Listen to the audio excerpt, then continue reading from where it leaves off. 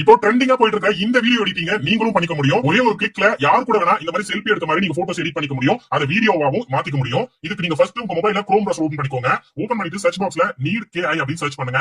இந்த வெப்சைட் வரும். கிளிக் பண்ணி உள்ள போங்க. அதுல இந்த போஸ்ட் இருக்கும். இதுல கீழ போனீங்கன்னா உங்களுக்கு ஜெமினியோட ப்ரோ ஆப்போட லிங்க் கொடுத்திருக்கேன். கிளிக் பண்ணி அந்த ஆப்பை இன்ஸ்டால் பண்ணிக்கோங்க. இன்ஸ்டால் பண்ணதுக்கு அப்புறம் கீழ போட்டோ ஃபார்ம்ட்னு இருக்கும். அதை காப்பி பண்ணிக்கோங்க. காப்பி பண்ணிட்டு வெளியே வந்துருங்க. உங்க ஜெமினி ஆப்பை ஓபன் பண்ணுங்க. அதுல கீழ செலக்ட் பண்ணி ப்ரோ அப்படிங்கறத செலக்ட் பண்ணிடுங்க.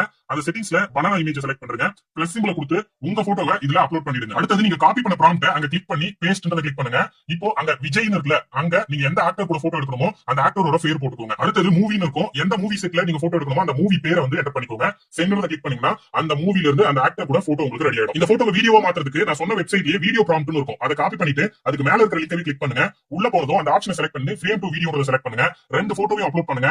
ப்ராம்ப்ட பேஸ்ட் பண்ணிட்டு சென்ட் கொடுத்தீங்கன்னா உங்களுக்கு வீடியோவா ரெடி ஆயிடும். கண்டிப்பா இந்த வீடியோ எல்லாருக்கும் பிடிச்சிருக்கும். லைக் பண்ணிக்கோங்க. இந்த பேஜை ஃபாலோ பண்ணிட்டு கமெண்ட் பண்ணுங்க.